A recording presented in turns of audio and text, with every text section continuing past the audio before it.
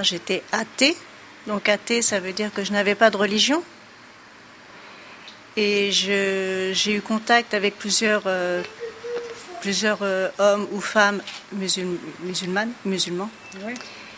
Et un jour, j'ai décidé de lire le Coran. Combien de fois? Je l'ai lu 2 fois. Tu l'as terminé? Je l'ai terminé, oui. Ouais. Je recommence un petit peu là, un petit peu plus lentement.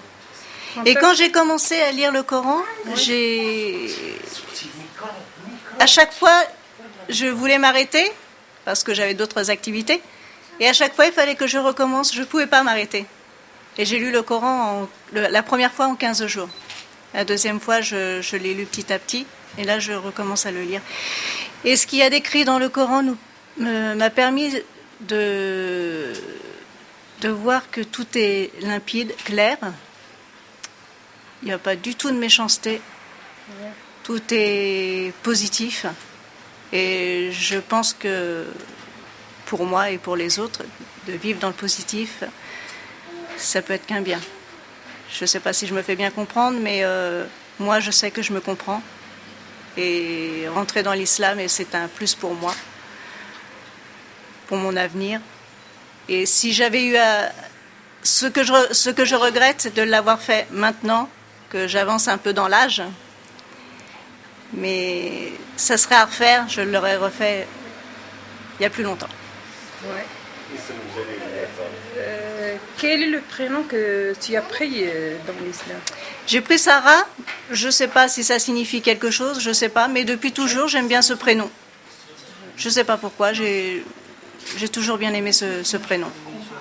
Et quand on m'a posé la question quel prénom j'allais prendre, j'ai dit Sarah et ça m'est venu automatiquement. Donc tu as pris une semaine en congé pour entrer dans l'islam, pas pour visiter le Maroc. Pour visiter le Maroc, non, parce que je le connais un petit peu. Et me convertir, oui, parce que j'avais l'intention de me convertir. Et chez moi en France, j'ai pas trouvé la personne qui avait voulu. J'ai voulu rencontrer un imam qui ne parlait pas français, qui n'a pas pu me recevoir parce qu'il ne parlait pas français. Et bien j'ai profité du déclic de venir ici à Mohamedia et de retourner chez moi différente. Différente, une autre femme. Voilà. Donc tu as envie de vivre au Maroc? Si j'avais la possibilité, oui, j'aimerais bien vivre au Maroc. Si j'avais la possibilité. Mais c'est pas possible de comme ça du jour au lendemain. Mais j'ai déjà fait un pas, puisque je me sens plus proche de vous que je ne me sens proche des Européens. J'ai déjà fait un pas et nous verrons bien par la suite si j'ai la chance de venir habiter ici.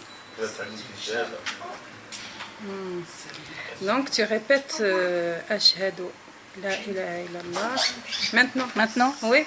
Je ne le connais pas par cœur. Hein. Non, oui. Moi je dis et toi tu réponds. Oui. Ashhadu an la ilaha illallah. وأشهد أن محمدا رسول الله. Répète. أشهد أن لا إله إلا الله وأشهد أن محمدا رسول الله. C'est pas évident. Hein. Oui. C'est pas évident du tout. Hein. C'est facile à dire avec le praticable. En pratiquant l'arabe, oui, ça doit être facile, mais quand on ne connaît pas... En français, ça signifie il n'y a qu'un seul Dieu et Mohammed, son prophète. Et son prophète. Ouais. Alors, en tous les cas, ce que j'ai vécu ce matin,